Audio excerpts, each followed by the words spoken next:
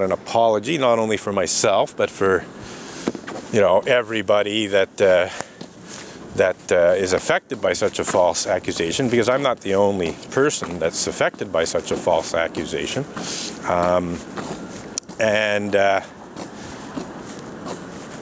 So towards that end, I had a telephone conversation with Jim Key in September of 2013, in which I told him, what I just related in this video clip. I told him about Reverend Mac Mitchell. I told him about Richard Buell. I told him, that other Unitarian Universalist ministers, had been, found guilty of one form or another of clergy sexual abuse of children.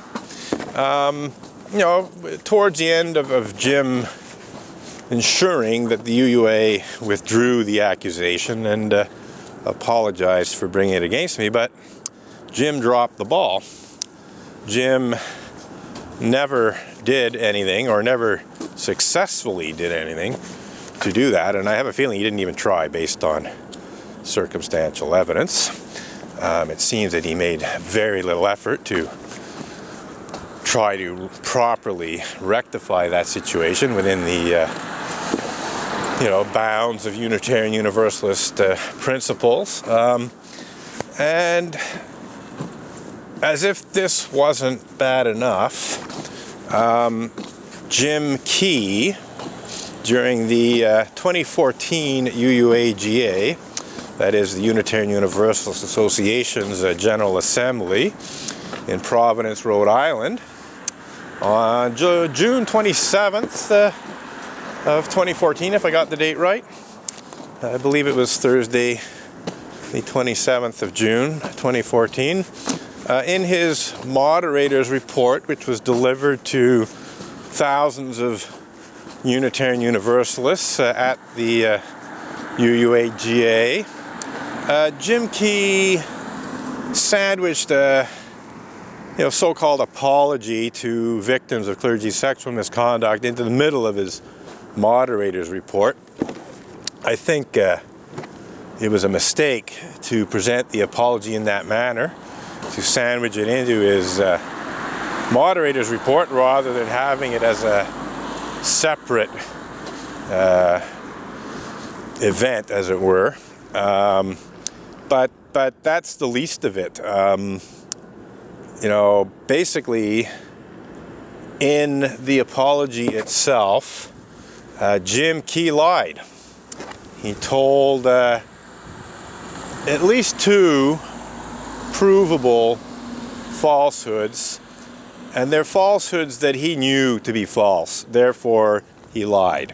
It's not that he presented falsehoods out of ignorance.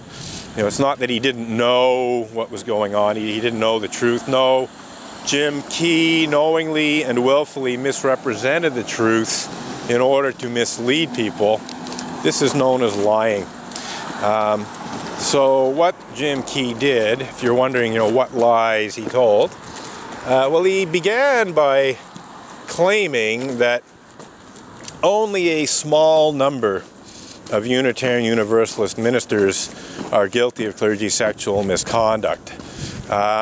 In fact, the official transcript of the apology that's available on the internet quotes Jim Key as saying only a very small number of Unitarian Universalist ministers are guilty of clergy sexual misconduct.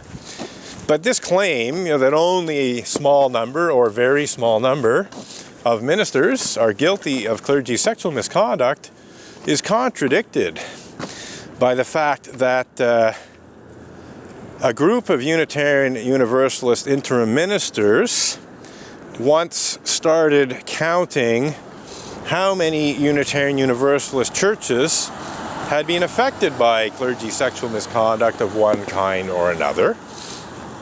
And they stopped counting when they reached 400. Why they stopped counting is not known to me. One can obviously speculate that they were just incredibly dejected, by what a high number that was, especially in terms of a percentage of Unitarian Universalist congregations. After all, there are only about 1,000 Unitarian Universalist congregations in North America.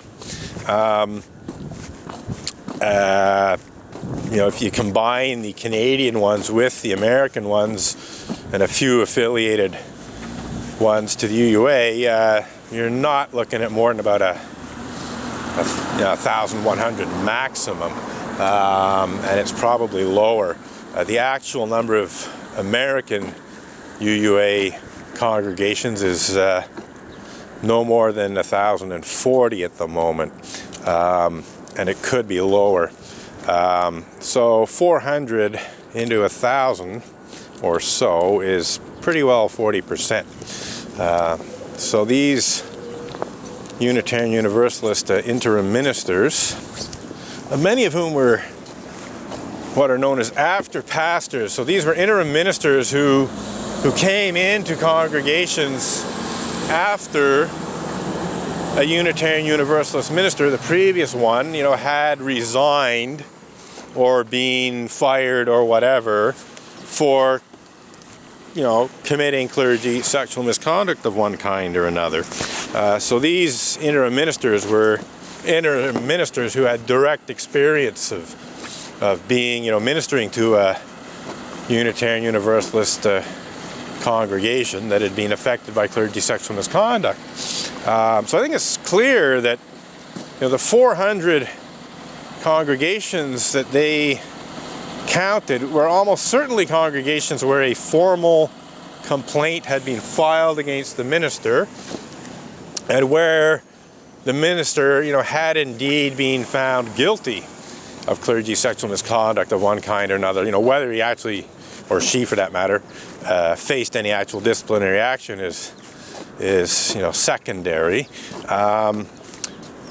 And this brings us to the most recent issue of the UU World magazine, which actually ran quite a good report about clergy sexual misconduct. It was perhaps one of the most frank reports in the UU World about clergy sexual misconduct ever. It did keep some things hidden, but in terms of what it actually did say, it was actually pretty good. It sanitized the Mac Mitchell case. It just sort of briefly mentioned it and did so in a way that suggested that it had been properly handled when there are some serious questions about that. But it actually went even further than these interim ministers in quoting Reverend Deborah Pope Lance, who's an expert in Unitarian Universalist clergy sexual misconduct. It quoted her as saying that as many as 2/3 of Unitarian Universalist congregations have been affected by clergy sexual misconduct. So now we're talking, more like 600 to even 700 out of 1,000 or so Unitarian Universalist congregations that have been affected by clergy sexual misconduct. 2/3, that's a lot. But if we bring it down to 400, this is not a small number. This is not a small number of ministers. Unless the Unitarian Church, kept shipping misconducting ministers to other Unitarian Universalist churches. So in other words, more Unitarian Universalist churches were affected than, actual ministers who were guilty of clergy sexual misconduct. But I think, the number is so high, 400 at minimum, that even if it was fewer ministers as a result of the UUA having offending ministers go to other churches, and there's no question that the UUA has done that. I've seen evidence of that that's clear. So that, like the Catholic Church, when a minister was found guilty of clergy sexual misconduct, they would just ship him off to another church. But nonetheless, I think we can say that some hundreds of Unitarian Universalist ministers are guilty of clergy sexual misconduct of one kind or another. And some hundreds is not a small number. And it is most certainly not a very small number, as Jim Key claimed in his so-called apology to victims of clergy sexual misconduct. But that's not the worst lie he told. In fact, it's perhaps the least serious lie he told. Jim Key then went on to say, and this is an exact quote from his so-called apology, he said, "No children or elders were abused in my investigations." I believe that's an exact quote. One more time. There were no children or elders abused in my investigations. So what's Jim Key saying? Well, he's saying that he did in fact investigate clergy sexual misconduct. He's claiming that, he did some investigations of his own.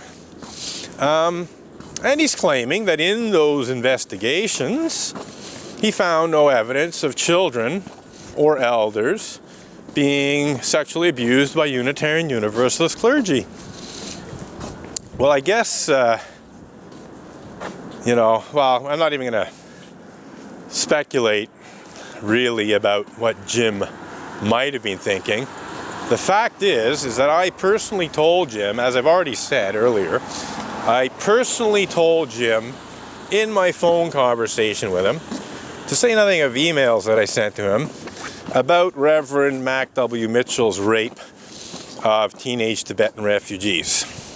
And I also made it clear to Jim that other Unitarian Universalist ministers had been convicted of the sexual abuse of children and been sent to jail for it. So I made this very clear to Jim. It's almost inconceivable that no other people within the Unitarian Universalist religious community who are in the know about Unitarian Universalist clergy sexual misconduct didn't tell Jim Key about some cases of clergy sexual abuse of children. In other words, it's I told him personally, it's almost inconceivable that no one else did. And yet,